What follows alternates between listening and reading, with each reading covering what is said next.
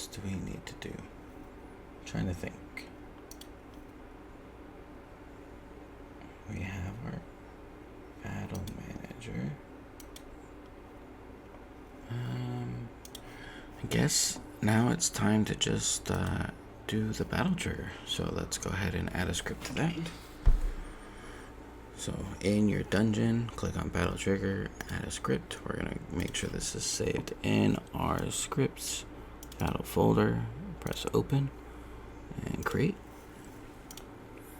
And what we're going to do here is a lot of typing. So at export, we need to create a few variables to hold the scene data, right? So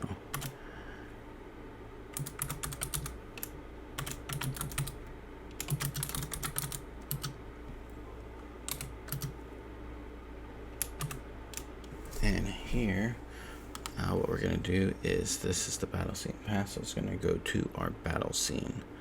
So did we save it? We did save it. Okay, good.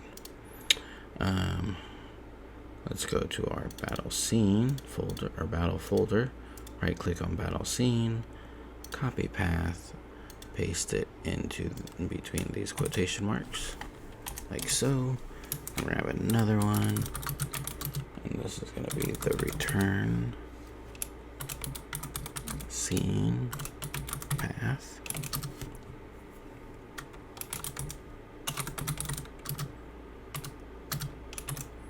And then in those quotation marks, we're going to take our dungeon scene down here,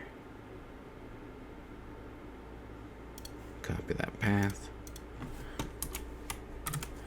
and put that in there. And then at export variables, we're going to add a story flag. If we don't add this story flag, I found that for some reason it won't has issues disabling the trigger, so this will prevent that from happening.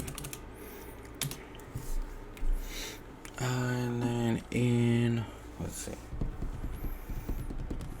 go ahead and create our on body function first. So function on body entered.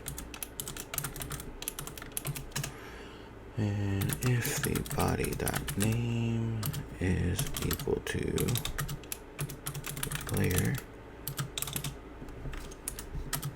and the story flag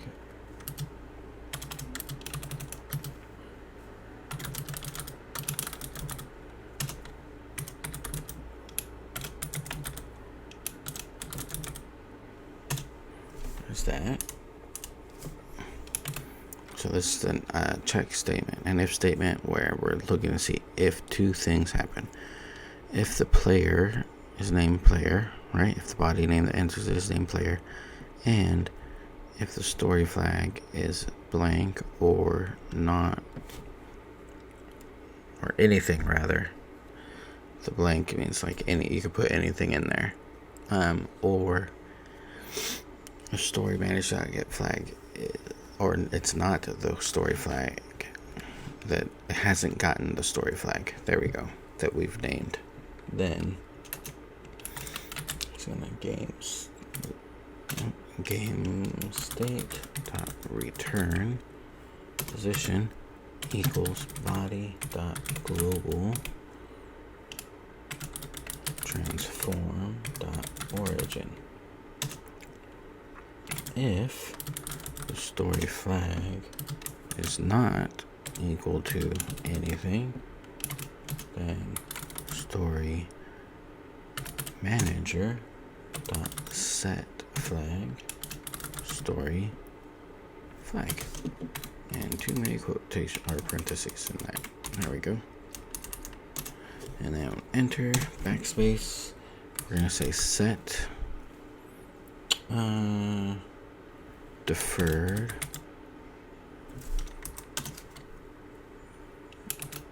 monitoring. This is gonna be so basically what happened is we should have been able to set up Typically you should be able to set up monitoring to false, and it would disable the trigger.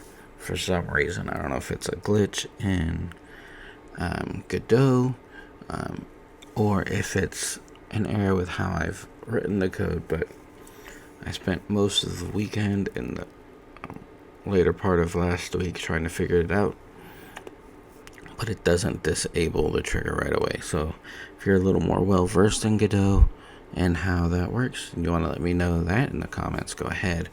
But we're using monitoring as plan A, but if it doesn't, then we have the story flag as plan B as a backup. That's basically how that's going to work. And we're going to say call deferred, and this function we haven't created yet, but we will.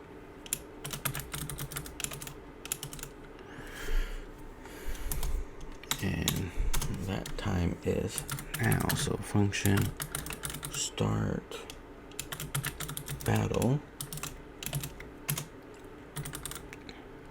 get tree dot change scene to file. I don't know why I keep pressing that, but we want battle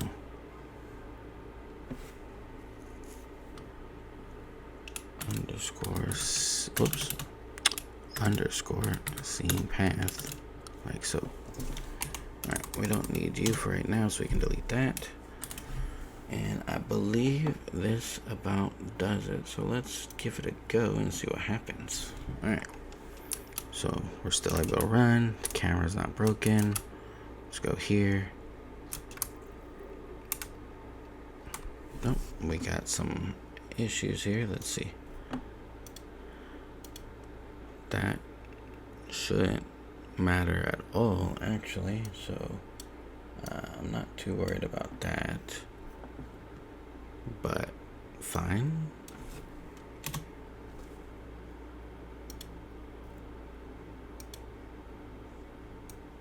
Same thing, fine. Alright. So from looking at it, it might help if I actually connected the function, the code, the signal that I hard coded. So we're gonna say body entered. We're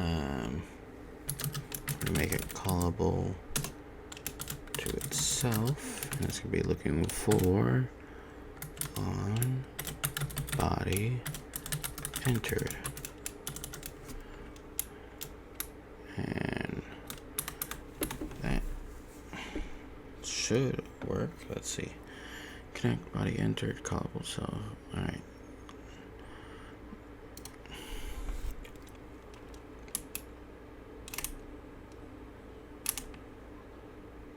There we go. There's one little doohickey here. Yes, okay. It's never used. We got it. Okay. There you go. That annoys me, but that's okay. Little things. So, something I did notice is I apparently never set these up to block my guys, so you can just kind of run through. So, real quick, let's fix that. So, real quick, as a bonus and correcting my own goof, is we're gonna go ahead and fix that. So let's go ahead and click on our player. In this collision shape layer and mask area, we're gonna go ahead and just click on one of those dots, click edit layer names. Layer 1 we're gonna name player, layer 2 will be walls, we'll say walls,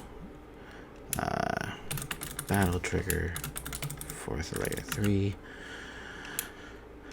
chests for layer 4, other obstacles like rocks and stuff in case we're outside or whatever will be layer 5. For right now, that'll work. Alright, for your player, let's go ahead and leave layer 1 on, and mask is going to be 2 and 3. We're going to actually end up changing our battle trigger to 3, and then these walls all around are going to be 2. So what we're going to do is we're going to go to our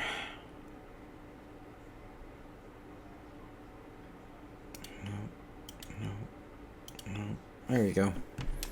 Dungeon tiles. And we're going to open it in each one of these. Make sure that it's got, so for example, for some reason this half wall, I never put on there a box shape 3D. So go ahead and extend that out. Come on. It doesn't want to behave. Let's see.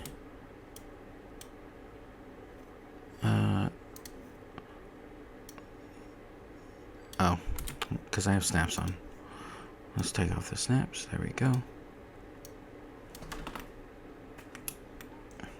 It's also in play mode, so make sure you're out of play mode as well while you're doing this. So, boom, that'll work. Control S to save.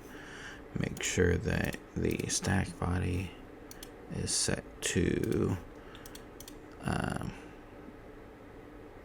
layer 2, interactable with layer 1, or mask 1.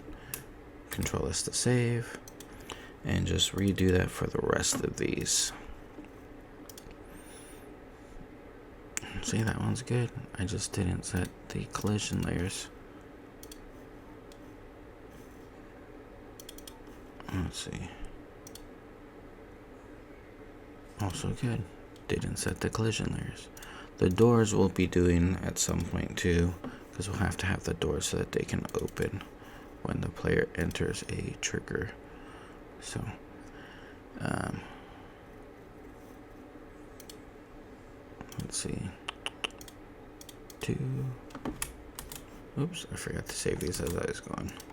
That's alright, when I press play it'll save everything.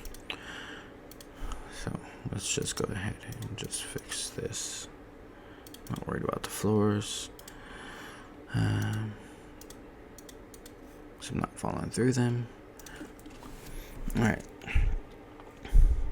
And it might help if I go to the right scene. So right click, close tabs to the right.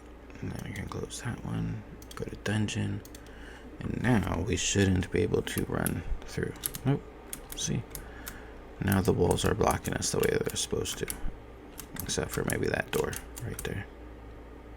So, but that's okay. We'll fix that when we get to the door trigger. And there's that. And whoa, that's weird. Should not have gone back to the beginning. It should have gone to where the point was stored.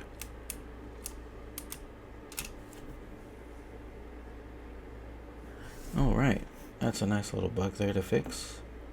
Good thing we're making this a 2-part video.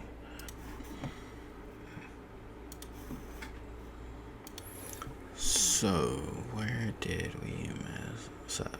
Or rather, I mess up. Did I? Yep.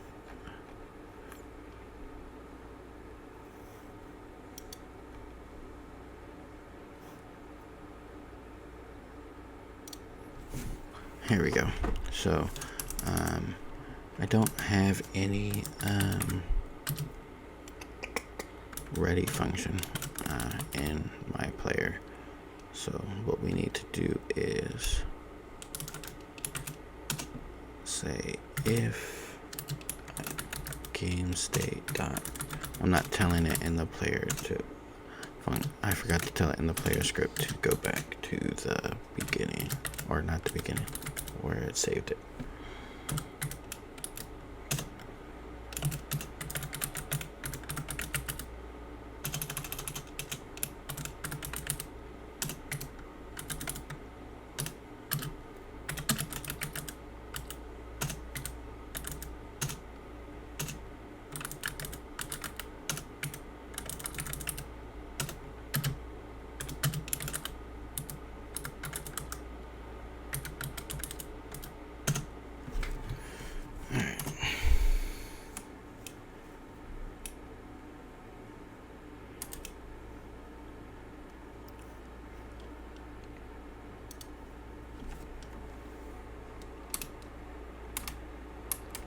Now we try it out.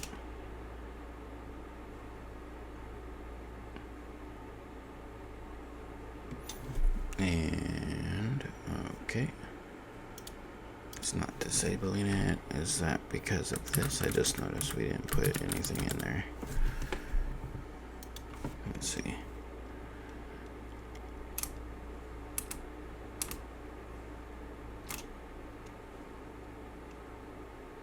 There we go. That was it. I forgot to add a story flag in here, and that's why it kept resetting it. It wasn't telling it to disable itself. So, there we go. That's it, folks. If you got any questions, don't hesitate to hit me up in the comments. Shoot me an email. That's in the channel description. adaptedlab@gmail.com. Going forward, because I am getting ready to go back to teaching, because the summer is about a month away.